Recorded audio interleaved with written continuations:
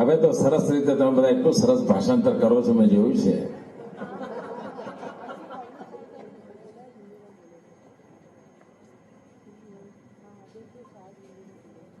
મને વાંધો નથી હિન્દીમાં બોલવાનો, પરંતુ અમારા ગુજરાતી ચેનલ વાળા પણ પછી શું કરે છે, હિન્દી વાળું જ કોડ બતાવે છે.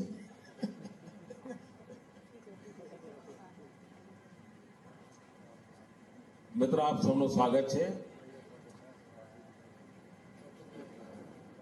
આગામી 5 વર્ષની બ્લુ પ્રિન્ટ મેં આપની સામે મૂકી છે. આપણે ત્યાં ગુજરાતમાં એક જમાનો હતો જ્યારે પોલિટિકલ પાર્ટીઓ મેનિફેસ્ટો રજૂ કરે તો એને ઢંઢેરો એ શબ્દ તરીકે ઓળખવામાં આવતો હતો. ભારતીય જનતા પાર્ટીએ એને સંકલ્પ પત્ર તરીકે કમિટમેન્ટની ભાવના એમાં જોડી છે. આમાં અનેક પાસાઓ, તમને જે પ્રેઝન્ટેશન કર્યું એમાં તમે જોયું છે, ડોક્યુમેન્ટ્સમાં તો એના કરતા પણ વધારે સેંકડો ગણી બાબતો છે.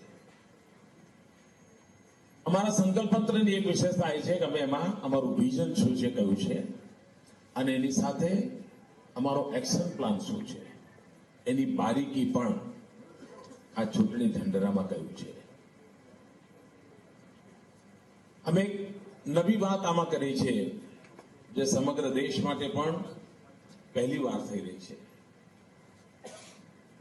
ગુજરાતમાં ગયા 10 વર્ષમાં પ્રગતિને કારણે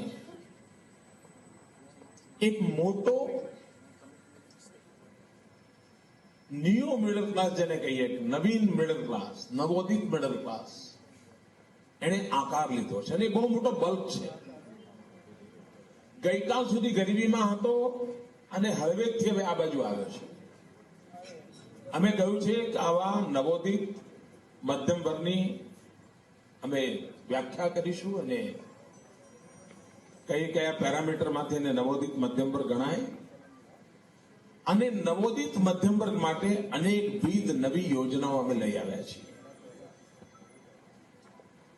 કારણ એને ગરીબીમાંથી બહાર આવવા માટે ઘણો સંઘર્ષ કર્યો હશે, પણ હવે એને એટલો બધો આત્મવિશ્વાસ વધ્યો છે કે જો સહેજ એને હાથ આપવામાં આવે તો એ ખૂબ ઝડપથી વિકાસની નવી મંજિલોને પાર કરી શકે. એને અમે મહત્વ આપ્યું છે. આમાં એક વાત અમે કરી છે કે સામાન્ય રીતે યુવા વિકાસ આ શબ્દ લગભગ બધી પોલિટિકલ પાર્ટીઓ બધા જ રાજ્યોમાં કાને પડતો હોય છે.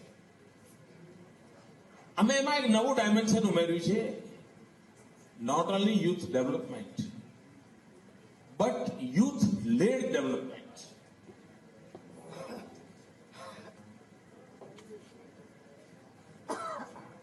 અમે સમગ્ર બાબતને એક વિકાસની નક્કર હકીકતો અને જેમાં કારણે એક બધી જ વ્યવસ્થાઓનું પણ સશક્તિકરણ થાય, બધી વ્યવસ્થાઓ પોતે સામર્થ્યવાન બને અને ગુડ ડિલિવર કરી શકે. આખી બાબતનો જોગ એવો આપ્યો છે. અને એક વાત નક્કી છે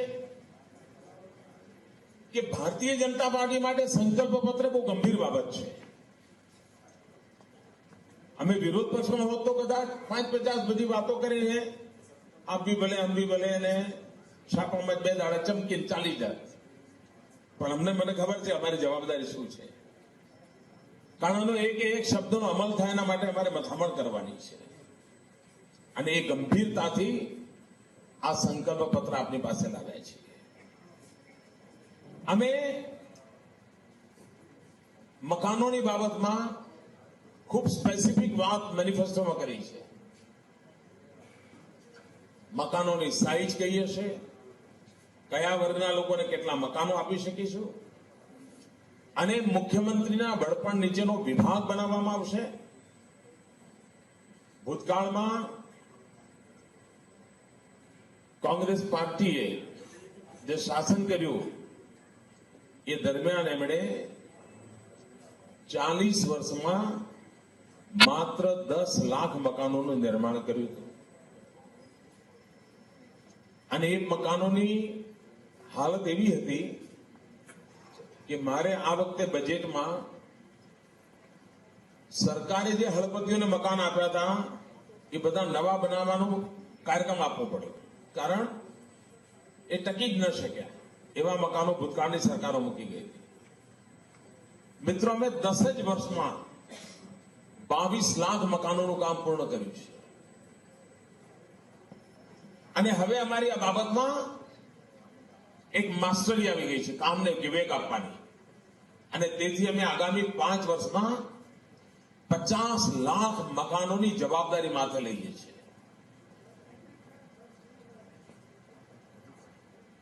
ગુજરાતમાં પહેલીવાર અમે 6 કરોડ નાગરિકો, ગુજરાતના પ્રત્યેક નાગરિકનો અકસ્માત મૃત્યુ માટેની સુરક્ષા મળે માટેનો વીમો રાજ્ય સરકાર ઉતારશે. એના માટેની અમે યોજના કરી છે. અમે એક સ્પષ્ટ મતના છીએ કે વિશ્વના સમૃદ્ધ દેશોની જો સ્પર્ધા કરવી હશે અને ગુજરાતે પોતાના ભાગની જવાબદારી નિભાવી હશે તો 3 બાબતો પર જોર આપવાનું અમને જરૂરી લાગે છે. એક, કામનો વ્યાપ, સ્કેલ. બીજું સ્કીલ અને ત્રીજું સ્પીડ. વિશ્વ જે ઝડપથી આગળ વધી રહ્યું છે, જે ફલક પર આગળ વધી રહ્યું છે, અને ગુજરાતે પોતાના ચૂંટણી ઢંઢેરામાં એના સ્કેલને, સ્કીલને અને સ્પીડને બળવત્તર બનાવવાની સુયોજિત રીતે આયોજન આપણી સામે મૂક્યું છે. કદાચ દેશમાં ગુજરાત પહેલું રાજ્ય બનશે કે જેને સ્કિલ ડેવલપમેન્ટ યુનિવર્સિટીની કલ્પના મૂકી છે. અમે ખેલ મહાકુંભને બળ આપી રહ્યા છીએ યુવકોને પ્રોત્સાહન આપવા માટે, અને એ પ્રયોગની સફળતા એટલી બધી મળી રહી છે. હમણાં 2 દિવસ પહેલા તમે સમાચાર છાપાઓ પર લીધા છે, સારી રીતે લીધા છે, કે ગુજરાતની દીકરીઓ વોલીબોલમાં નેશનલ ચેમ્પિયન બનીને આવી. નહીં તો ગુજરાત ક્યારેક આ બધામાં હતું જ નહીં. અને એટલા માટે અમે sports university, sports policy, sportsman માટેની પ્રોત્સાહક યોજનાઓ એને પણ અમે લઈને આવી રહ્યા છીએ. તો આ અર્થમાં હું કહું તો ગુજરાત ભારતીય જનતા પાર્ટીનો આ સંકલ્પ પત્ર સર્વસ્પર્શી છે. અમારો સંકલ્પ પત્ર સર્વવ્યાપી છે. અમારો સંકલ્પ પત્ર સર્વસમાવેશક છે. અમારો સંકલ્પ પત્ર સર્વપ્રિય છે, સર્વાંગીણ વિકાસને ભરેલો છે. ખેડૂતનું કલ્યાણ કેવી રીતે થાય, એને વિકાસની નવી ઊંચાઈ પર કેવી રીતે લઈ જવાય. ગુજરાતે કૃષિમાં ક્રાંતિ કરી છે, પરંતુ હવેની માંગ છે ફોરવર્ડ બેકવર્ડ લિંકેજીસની, અને એટલા માટે અમે મહત્વ આપ્યું છે ફોરવર્ડ બેકવર્ડ લિંકેજીસ, જેના કારણે એને કોલ્ડ સ્ટોરેજની વ્યવસ્થા મળે, એને ટ્રાન્સપોર્ટેશનની વ્યવસ્થા મળે, એને માર્કેટ મળી રહે, એને ગ્રેઇન બેંકની ફેસિલિટી મળી રહે. આવી એક નવતર ચીજો જેને કારણે ક્યારેય ગુજરાતના કિસાનને ઓશિયાળું જીવન જીવવું ન પડે. ગુજરાતનો કપાસ પકવતો ખેડૂત, આ કપાસ પકવતા ખેડૂતને વિશ્વમાં ખૂબ મોટી શાખ ઉભી કરી છે. દુનિયામાં એને મોટું બજાર ઉભું કર્યું છે.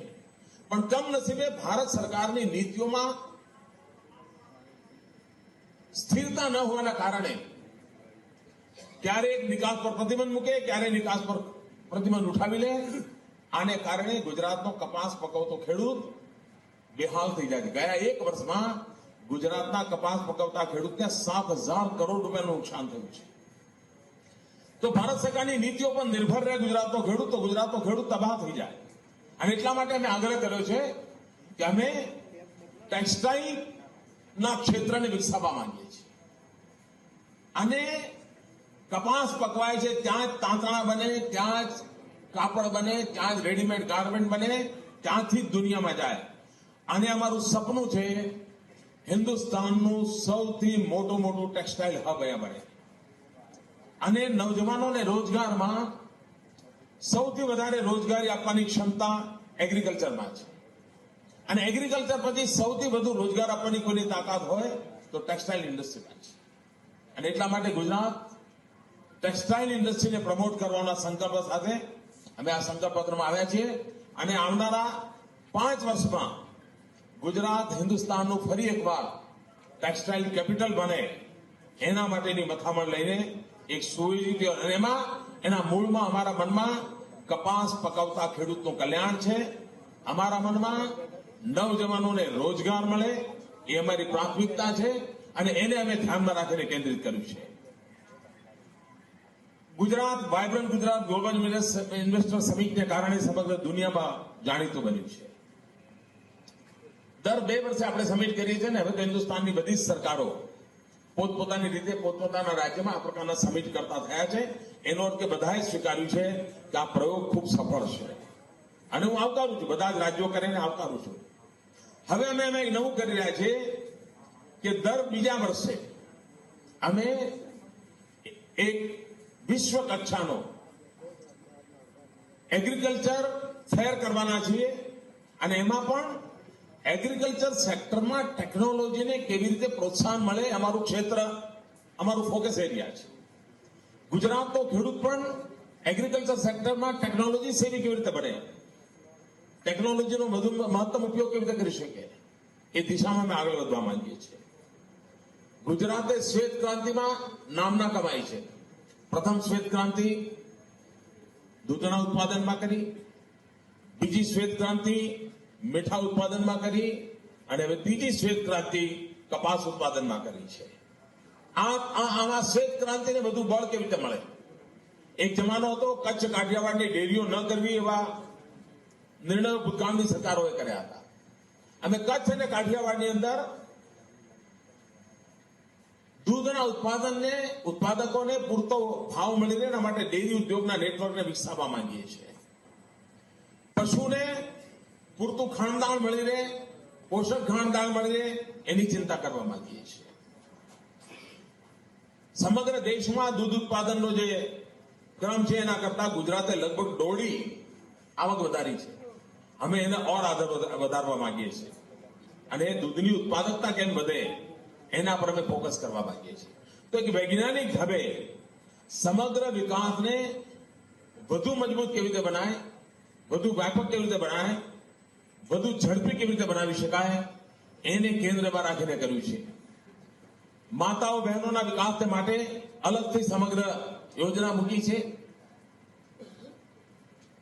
નિર્ણય પ્રક્રિયામાં માતાઓ બહેનો ભાગીદાર કેવી રીતે બને, વિકાસની પ્રક્રિયામાં એમનું યોગદાન કેવી રીતે વધે, ગામડાની ગરીબ બહેનો પણ સખી મંડળનો લાભ લઈને આર્થિક ઉપાર્જનની અંદર એક શક્તિરૂપ કેવી રીતે બને, એ બાબતોને મેં કેન્દ્રિત કરી છે.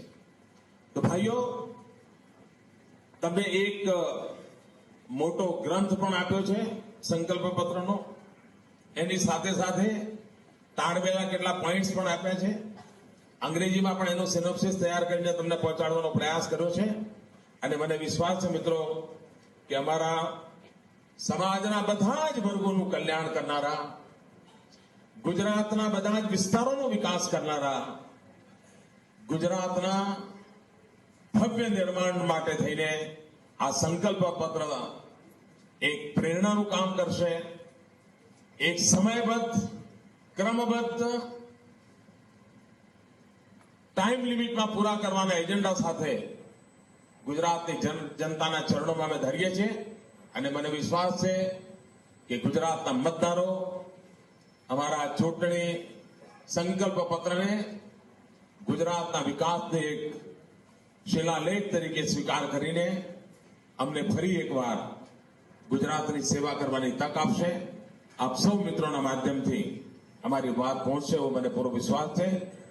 ફરી એકવાર આપ સૌનું સ્વાગત, ધન્યવાદ. આપના મનમાં કોઈ પ્રશ્નો હશે તો જરૂર વાત કરીશું. हिंदी में करना है। खैर आपके पास तो 24 घंटे हैं तो काम तो आएगा।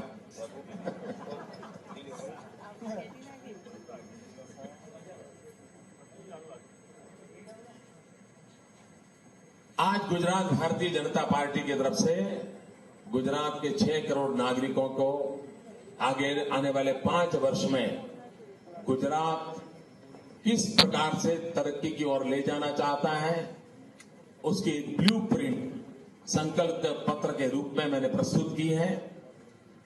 भारतीय जनता पार्टी के लिए संकल्प पत्र ये सिर्फ खोखले वादे नहीं होता है, ये हमारा कमिटमेंट होता है।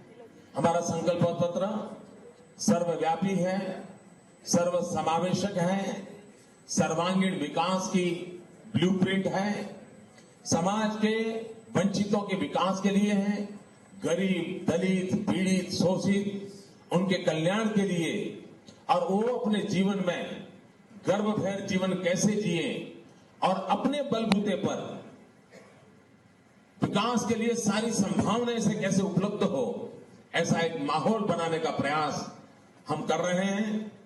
हमने एक नया विचार भी पहली बार गुजरात में रखा है कि गुजरात ने पिछले 10 साल में जो प्रगति की है उसके कारण एक नया मध्यम वर्ग खड़ा हुआ है और उसकी तादाद भी बहुत बड़ी मात्रा में। ये न्यू मिडिल क्लास का जो बल्क है उसके लिए हम एक नई डेफिनेशन लाएंगे कि किसको न्यू मिडिल क्लास कहा जाए, और उनके विकास के लिए हम अनेक विविध योजनाओं, ताकि ये मध्यम वर्गीय समाज है जो समाज के अंदर बहुत बड़ा कंट्रीब्यूशन भी करता है, तो उनको अगर सशक्तिकरण होता है तो उसके विकास की भागीदारी बड़ी तेज बनती है, उसके ओर हम ध्यान देना चाहते हैं। उसी प्रकार से मध्यम वर्ग के मानवी आरोग्य की सेवाओं के लिए बड़ा चिंतित रहता है। हमने एक बहुत सुचारू रूप से योजना बनाई है। जैसे मैंने पिछले बजट में एक मां योजना रखी थी, और बिलो पॉवर्टी लाइन के लिए थी, और जिसमें मेजर किसी भी प्रकार की ट्रीटमेंट हो, हार्ट की सर्जरी हो, किडनी का प्रॉब्लम हो, कैंसर का प्रॉब्लम हो, सरकार की योजनाओं में इन सारी बीमारियों के लिए व्यवस्थाएं नहीं थी। हमने योजना रखी, लेकिन अब ये जो नवोदित मध्यम वर्ग है उसको भी इस योजना का लाभ मिले, इस प्रकार का हमने संकल्प पत्र में फैसला किया है। और गरीब से गरीब मानवी को हो सके तो मुफ्त में मुफ्त उपचार की व्यवस्था कैसे हो, दवाइयां मुफ्त से मुफ्त कैसे प्राप्त हो, इसका पूरा खाका तैयार करके इस संकल्प पत्र में हमने पेश किया है। उसी प्रकार से किसानों को उनकी आय कैसे बढ़े, एग्रीकल्चर में टेक्नोलॉजी कैसे ज्यादा उपयोग में हो, हमारा किसान उसको फॉरवर्ड लिंकेज, बैकवर्ड लिंकेज की पूरी सुविधाएं वैज्ञानिक तरीके से कैसे मिले, उस पर हम बल दे रहे हैं। उसी प्रकार से एग्रो इंफ्रास्ट्रक्चर, और हमारे देश में एग्रो इंफ्रास्ट्रक्चर पर बल देने की बड़ी आवश्यकता है। एग्रीकल्चर सेक्टर के लिए किस प्रकार के इंफ्रास्ट्रक्चर की जरूरत है, हमारे संकल्प पत्र में हमने विस्तार से उसका वर्णन किया है, ताकि किसानों को हमेशा के लिए उन सुविधाओं का लाभ मिलेगा। गुजरात इंफ्रास्ट्रक्चर में आगे है और आगे बढ़ाने का प्रयास है। गांव और शहर की खाई बढ़े नहीं, गांव में जो सुविधाएं हैं वो सुविधाएं शहर के बराबरी की कैसे बने, उस पर हमने बल दिया है। आदिवासी हो, गरीब हो, दलित हो, शोषित हो, पीड़ित हो, हर किसी के कल्याण के लिए इस संकल्प पत्र के अंदर विस्तार से सारी बातें रखी गई है। मुझे विश्वास है भारतीय जनता पार्टी का संकल्प पत्र आने वाले 5 वर्ष में गुजरात को किस नई ऊंचाई पर ले जाएगा, उसका विश्वास पैदा करने वाला संकल्प पत्र है। आम आदमी में एक भरोसा पैदा करने वाला संकल्प है, और सबको कुछ न कुछ लाभ मिलेगा, इसका विश्वास जताने वाला संकल्प पत्र है। और मैं ये संकल्प पत्र 6 करोड़ गुजरातियों के चरणों में समर्पित करता हूं, और इसके साथ साथ वादा भी करता हूं कि संकल्प पत्र को लेकर के हम गुजरात को और नई ऊंचाइयों पर ले जाने में सफल होंगे और भव्यता के साथ गुजरात को आगे बढ़ाएंगे। इसी शब्दों के साथ आप सबसे प्रार्थना है, अगर आप कुछ पूछना चाहे, कहना चाहें।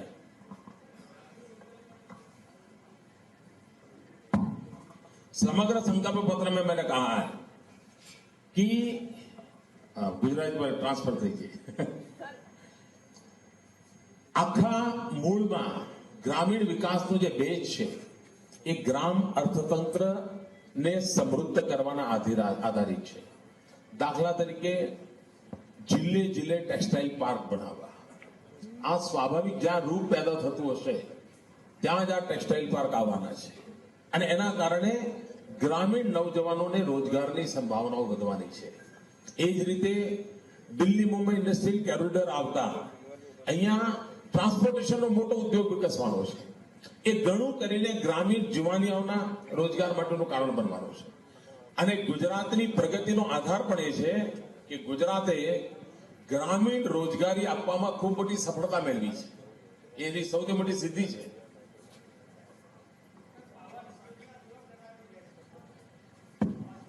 મેં વિસ્તારથી કહ્યું છે કે ગ્રામીણ ક્ષેત્રમાં લગભગ 28 લાખ મકાનો અને શહેરી ગરીબો માટે 22 લાખ મકાનો.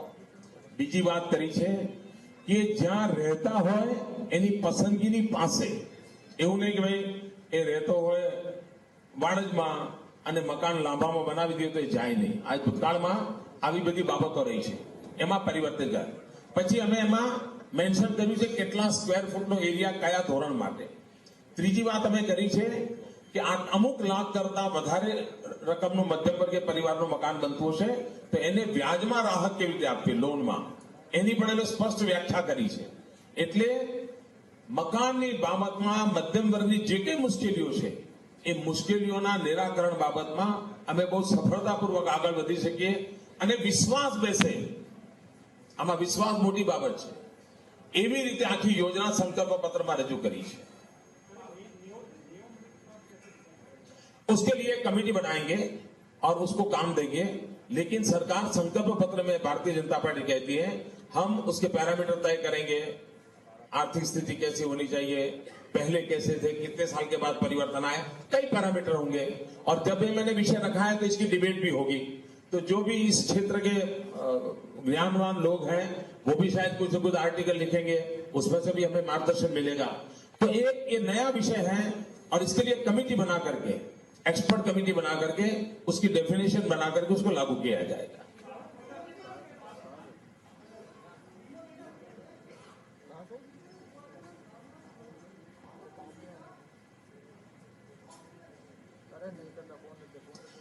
एस्टीमेट बनाने का काम सरकार का होगा.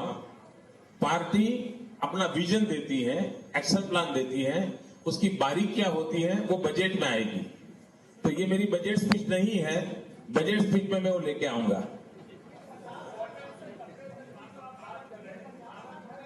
एक मिनट. देखिए ऐसा है, यहां लोक जनशक्ति पार्टी ने भी अपना मैनिफेस्टो दिया है, लालू यादव जी की पार्टी भी अपना मैनिफेस्टो देती है. तो ऐसी तो उसके लिए मुझे समय बर्बाद करने की जरूरत नहीं है.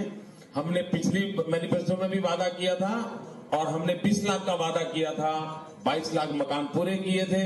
इस बार हम 50 लाख का वादा करते हैं और 50 लाख से भी ज्यादा पहुंचेंगे, ये मेरा विश्वास है. एक मिनट प्लीज.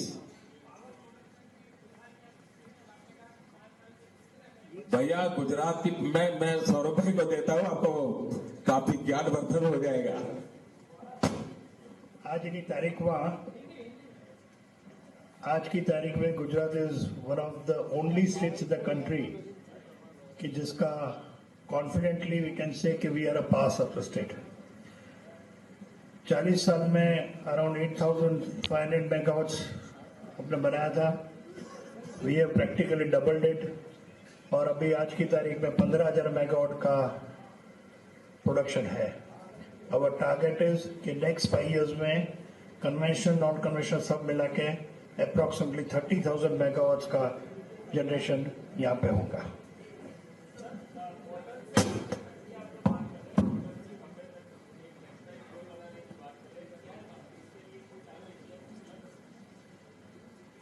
वैसे सरकार की टेक्सटाइल पॉलिसी ये चुनाव घोषित हुआ उसे कुछ दिन पहले आई है, उसके विस्तार से हमने पॉलिसी रखी हुई है. ये मेरी 5F फॉर्मूला है और ये 5F फॉर्मूला ऐसी है, farm to fibre to fabric to fashion to foreign. कपास, कपास से धागा, धागे से कपड़ा, कपड़े से रेडीमेड गारमेंट, गारमेंट से फॉरेन एक्सपोर्ट। और इसलिए बहुत ही होलिस्टिक अप्रोच के साथ हम टेक्सटाइल पॉलिसी और टेक्सटाइल का विजन लेकर के आए हैं। और आपको शायद जानकर के आनंद होगा कि जब गुजरात की टेक्सटाइल पॉलिसी हमने रखी, अभी 1 महीने पहले ही रखी थी, चुनाव घोषित होने कुछ दिन पहले ही, हिंदुस्तान में जहां जहां भी टेक्सटाइल फील्ड के लोग हैं, पिछले 1 महीने में बहुत बड़ी मात्रा में हिंदुस्तान के करीब करीब सभी राज्यों से नए टेक्सटाइल यूनिट गुजरात की धरती पर आ रहे हैं।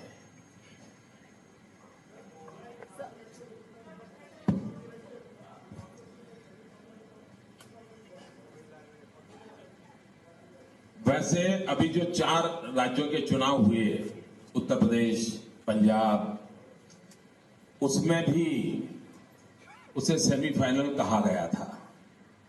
इसको भी लोग सेमीफाइनल कहते हैं। 2013 में शायद महाराष्ट्र, मध्य प्रदेश, राजस्थान आएगा तो उसको भी सेमीफाइनल कहेंगे। तो फाइनल के पहले जितना भी होता है सब सेमीफाइनल ही माना जाता है।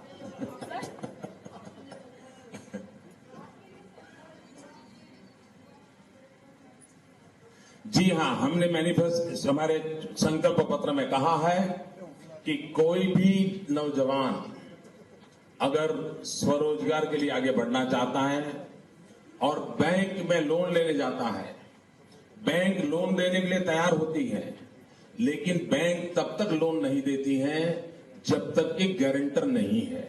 और उसके कारण हमारे नौजवान लोन प्राप्त नहीं कर सकते, सारे प्रोजेक्ट रिपोर्ट होने के बाद भी लोन नहीं पा सकते हैं। और हमने संकल्प पत्र में घोषित किया है, अगर बैंक किसी नौजवान को उसके प्रोजेक्ट को स्वीकार करती है और गारंटर के कारण अटका हुआ है, तो मेरी सरकार हर नौजवान के लिए बैंक लोन के लिए गारंटर बनेगी। ये संकल्प पत्र हमने लिखा है।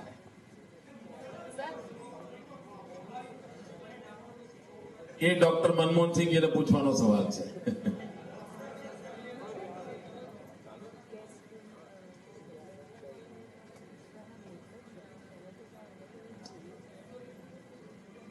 શું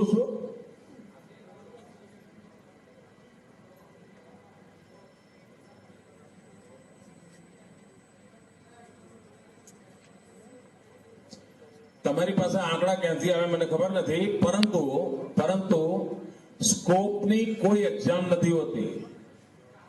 આ ભાઈ આની આ એક ટ્રેનિંગ હોય છે, સોફ્ટ સ્કિલ માટેની ટ્રેનિંગ છે। એનો લાભ એ થયો છે કે ગુજરાતની અંદર આપણે ત્યાં બીપીઓ ઓછામાં ઓછા એક જમાનામાં હતા, પણ સોફ્ટ સ્કિલ ડેવલપમેન્ટને કારણે, અંગ્રેજીનું પ્રાથમિક જ્ઞાન પહોંચાડવાને કારણે આજે મેક્સિમમ માત્રામાં બીપીઓ સેવાઓ આપણે શરૂ થઈ છે। તો કોઈ પણ ચીજને તમે કરો તેનો લાભ મળતો હોય છે। તમે જોયું હશે, મેં ગયા મહિને જ ચૂંટણી આચારસંહિતા પહેલા જ ગુજરાતની અંદર આ સ્કિલ ડેવલપમેન્ટના ભાગરૂપે 66,000 નવજવાનોને રોજગાર પત્રો આપ્યા, એપોઇન્ટમેન્ટ ઓર્ડર આપ્યા। તો ખૂબ ઊંચો સક્સેસ રેટ હોય છે અને મારો અનુભવ છે કે યુવાનો બહુ ધગસથી આ બધું શીખતા હોય છે।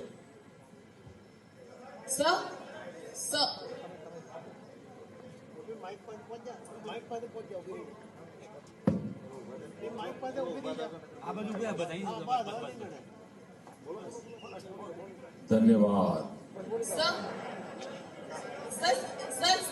सर, सेंट्रल गवर्नमेंट की कैश ट्रांसफर स्कीम है, उसके बारे में आप क्या कहेंगे?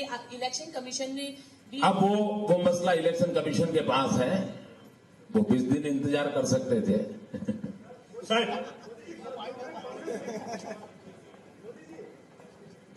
जी, સેવા અધિકારનો કાયદો ભારતીય જનતા પાર્ટીની મધ્યપ્રદેશ સરકારે લાગુ કરેલો છે। એમાં સરકારી કર્મચારીઓએ નિર્ધારિત સમયની અંદર એમનું કામ પૂરું કરવું પડે। કોઈ એને અરજી આપી હોય તેને એના માટે નક્કી હોય બધા 7 દિવસમાં કામ કરવું તેને કરવું જ પડે। તો આના માટેની આખી યોજના છે, એની ડિટેલ વ્યવસ્થા સરકાર કરશે, એના રૂલ્સ એન્ડ રેગ્યુલેશન્સ ભરશે અને સામાન્ય માનવીને એ દિવસોમાં એને સેવા ન મળે તો પછી જવાબદાર અધિકારીઓ એના માટે થઈને એની જવાબદારી નક્કી થશે। તો આ સેવા અધિકાર અમે આપ્યો છે. નરેન્દ્રભાઈ,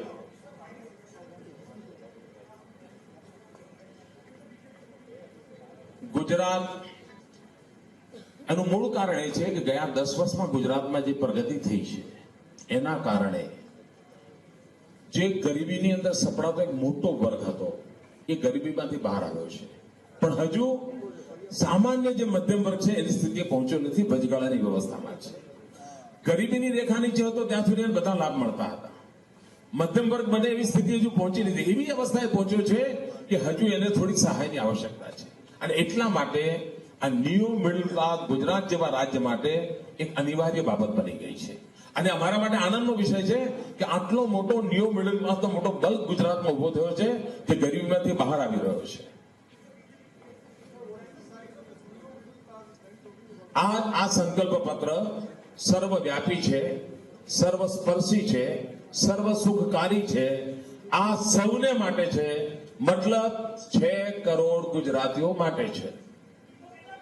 વસંત પ્લીઝ યાર વસંત.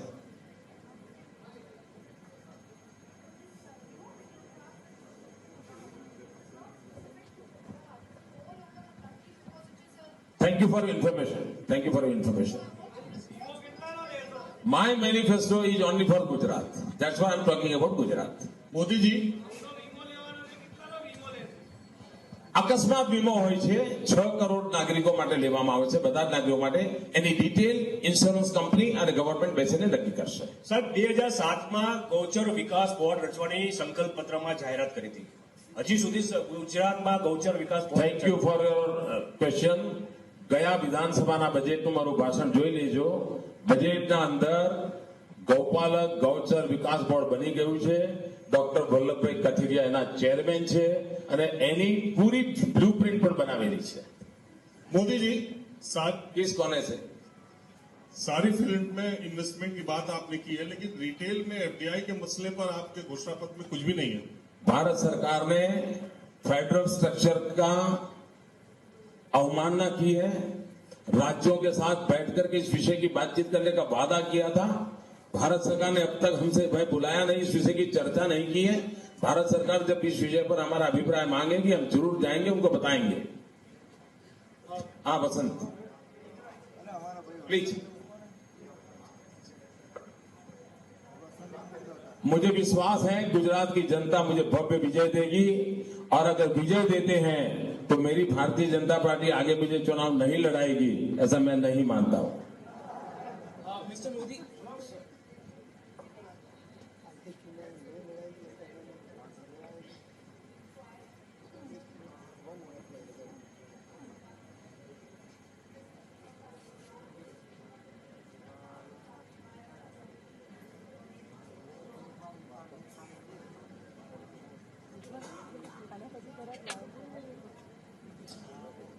मैंने कुछ दिन पहले अखबार में यह खबर पढ़ी थी कि जयपुर की कोर्ट ने कमला बेनीवाल जी जो कि गुजरात के गवर्नर हैं और जो पहले राजस्थान के डिप्टी चीफ मिनिस्टर हुआ करते थे और जब वो सरकार में थे तब जो जमीन का गफला हुआ 1000 करोड़ से ज्यादा रकम का वो कांड है. और मैंने सुना है कि राजस्थान की कोर्ट ने इंक्वायरी के लिए हुक्म कर दिए हैं. जो भी लोग देश का भला इच्छते हैं उन सब के लिए ये समाचार बहुत चिंताजनक है, दुखद है. लेकिन ये दुर्भाग्य है कि न ये कई महीनों से विषय चल रहा है, न भारत सरकार राज्यपाल पद की गरिमा की चिंता कर रही है, न ही भारत सरकार कोर्ट के इंटरवेंशन के बाद भी कोई कदम उठा रही है. जिन पर आरोप लगे हैं वो तो कुछ नहीं कर रहे हैं, वो अलग बात है, लेकिन भारत सरकार को जो करना चाहिए वो भी नहीं कर रहे हैं. ये बड़े दुख की बात है. मैं श्रीमान अरुण जेटली जी से प्रार्थना करूंगा कि इस विषय पर थोड़ा प्रकाश डालें ताकि आपको अधिक जानकारी मिले.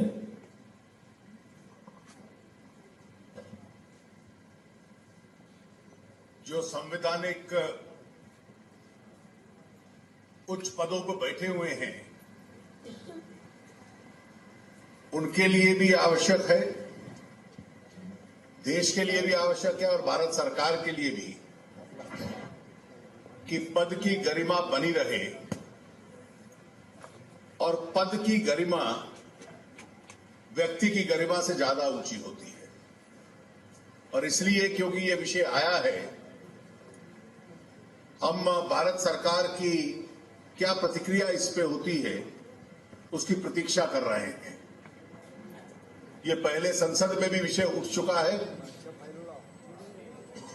और शायद दोबारा संसद में भी उठे।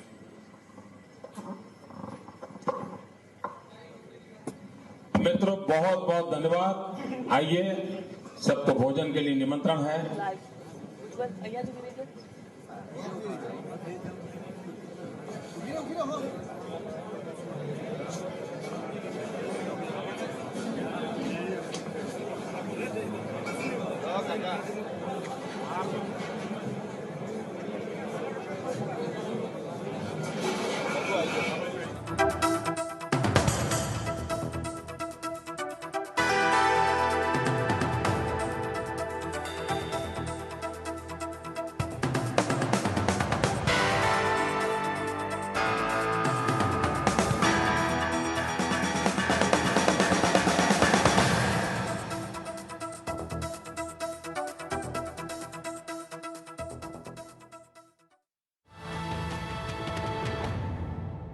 આજે આપણી સાથે છે ડૉક્ટર વલ્લભભાઈ કથિરિયા.